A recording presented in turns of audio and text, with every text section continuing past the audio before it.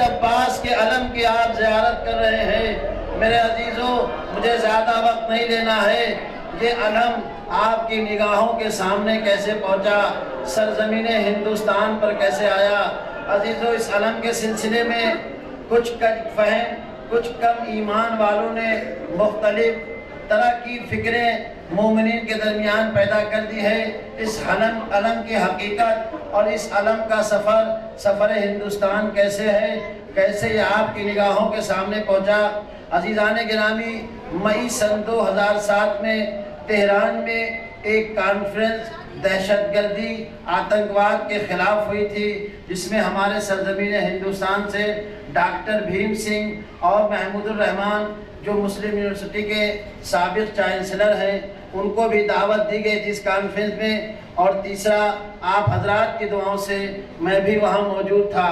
پہلے میٹنگ کے بعد جب پرچم امام حسین کا تذکرہ ہوا جو پاکستان گیا ہوا تھا، اور طے یہ تھا کہ وہ واپس آئے گا اور 8ویں امام کے گنبد پر نصب ہوگا، جب میرے سامنے اس پرچم کا تذکرہ ہوا تو ہم نے وہاں کے ذمہ دار بزرگوں سے کہا کہ آپ جب یہ پرچم واپس آئے تو ہمیں بھی دیجیے تاکہ ہم ہندوستان لے جائیں، مومنین کو اس کی زیارت کرائیں۔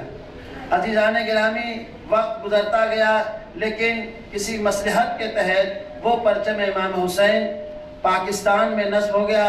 بقرعید کے چند روز پہلے مجھے ٹیلی فون سے اطلاع دی گئی کہ پاکستان میں امام حسین کا پرچم نصب ہو گیا ہے، لیکن جناب عباس کا پرچم کربلا سے آ چکا ہے۔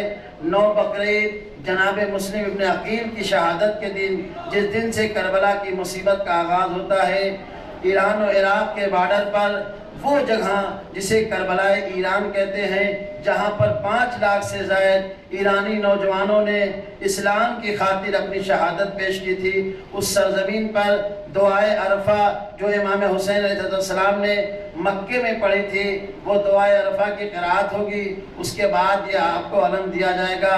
چنانچہ پروگرام کے مطابق ہم لوگ وہاں گئے اور 9 بقرعید کو یہ علم یہ کہہ کر آیت اللہ سید محمد رضا جو عراق سے پرچم لانے والے ہیں، آغائے خامنئی کے نمائندے ہیں، عراق میں جتنے بھی روزوں کی تعمیر ہو رہی ہے اس کے صدر اور اس کے انچارج آیت اللہ خامنئی کی طرف سے آیت اللہ سید محمد رضا ہیں جو اس پرچم کو لانے والے ہیں۔ یہ پرچم ہمیں یہ کہہ کر دیا گیا آیت اللہ کے ہاتھ سے، اور وہاں کے چیف منسٹر آغائے حجازی نے یہ کہہ کر ہمارے سپرد کیا کہ اسے آپ ہندوستان لے جائیں۔ عزیزو، یہ وہ بابرکت علم ہے جو 6 مہینے تک جناب عباس علیہ السلام کی اصلی قبر پہ تھا اور 6 مہینہ آپ کے گنبد پہ لہرا رہا تھا۔ عزیزو، اتنا مقدس علم، اتنا مقدس تحفہ ہم ہندوستانیوں کے لیے ایک عظیم سعادت ہے، مگر کچھ کم افراد، کچھ ناقص عقیدے والے اس طریقے کی باتیں مومنین کے درمیان پھیلا رہے ہیں، چاہے وہ زبان کے ذریعے سے، چاہے وہ پیپر و تحریر کے ذریعے سے۔ وہ جانے اور مولا عباس جانے، وہ مومنین جو اس پرچم کی زیارت سے محروم رہیں گے، سب عذاب اس کے سر جائے گا جو سبب بنے گا۔ ہاں عزیزو، یہ ہے علم کی تعریف۔ 2 جملے مصاحب کی اور آپ کی زحمت تمام۔ عزیزان گرامی، مجھے پوری واقعہ نہیں پڑھنا ہے، پوری تفصیل میں نہیں جانا ہے۔ جب جناب عباس علمبردار کی شہادت ہوئی اور ایک ذاکر تھا جو کربلا میں جناب عباس کے روضے میں مصائب عباس پڑھ رہا تھا، اس نے تذکرہ کیا مصائب پڑھتے پڑھتے کہ کربلا میں جناب عباس کی آنکھوں میں ایک تیر پیوست ہو گیا تھا۔ امام حسین کے حرم کے امام جماعت نے، پیش نماز نے اس ذاکر سے کہا، اے ذاکر، کیا تو کربلا میں موجود تھا؟ کیا تو نے دیکھا تھا کہ عباس کی آنکھوں میں تیر پیوست ہو گیا ہے؟ اے ذاکر، ایسا مصائب نہ پڑھا کر۔ کیوں؟ اس لیے کہ نہیں معلوم عباس کے آنکھوں میں تیر پیوست ہوا یا نہیں ہوا۔ عزیزو، یہ کسی اور کا خواب نہیں ہے، یہ حرم امام حسین کے امام جماعت پیش نماز کا خواب ہے۔ جب انہوں نے منع کیا، اب رات میں وہ بستر آرام پر سوئے ہوئے ہیں، ایک مرتبہ خواب میں دیکھا کہ مولا عباس آئے ہیں اور کہتے ہیں، اے امام جماعت، تو نے انصاف نہیں کیا، کیا تو کربلا میں موجود تھا؟ کیا تو نے دیکھا کہ مجھ پر کتنے مسائب پڑ گئے؟ اے ذاکر بیٹھ، میں تجھے اپنا مسائب سناتا ہوں۔ اب عباس مسائب پڑھ رہے ہیں، امام جماعت مسائب سن رہا ہے۔ مولا عباس کہتے ہیں اے ذاکر جب میں مشق سکینہ لے کر دریا کی طرف بڑھا تو مجھے فوجوں نے روکنا چاہا، لوگ پڑھ کر گزر جاتے ہیں، لیکن اے ذاکر مجھے کئی گھنٹے لگے دریا تک پہنچنے میں نے فوجوں کو چھاٹا، فوجوں کو دور کیا، دریا میں گیا، مشق سکینہ بھرا۔ اب جیسے ہی مشق سکینہ بھرا ہماری پوری فکر تھی، عزیزو یہ مولا عباس فرما رہے ہیں کہ پوری فکر تھی، پورا توجہ یہ تھی کہ کسی طرح سے خیام حسینی میں پانی پہنچ جائے۔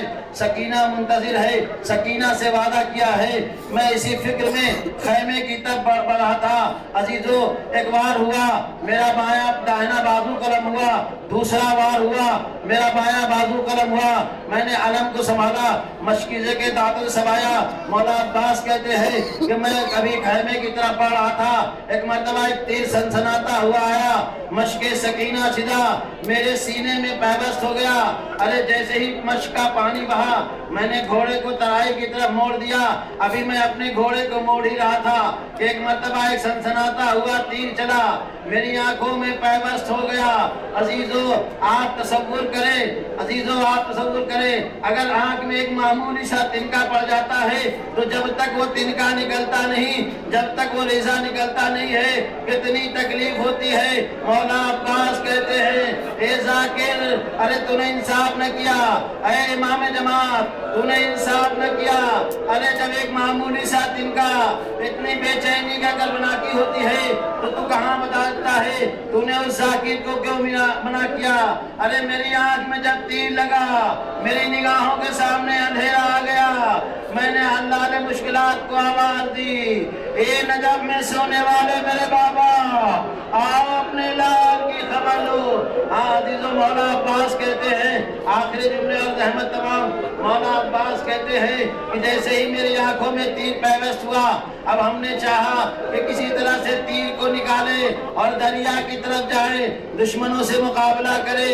عزیزو اسی فکر میں مولا عباس کہتے ہیں جیسے ہی میں نے اپنے سر کو جھکایا تاکہ گھٹنوں کے ذریعے تیر کو نکالوں، عجیب و غضب ہوا، ایک شقی نے ایسا گرز مارا میرا سر شکافتہ ہوا، خون کا فوارہ جاری ہوا۔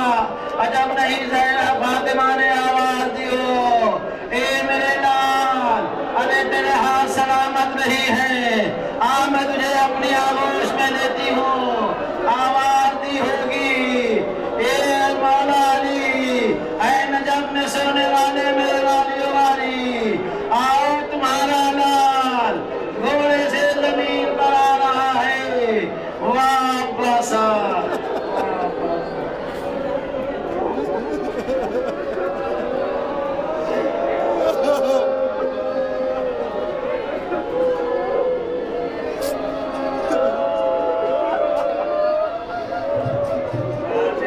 پڑھ لیے آپ لوگ۔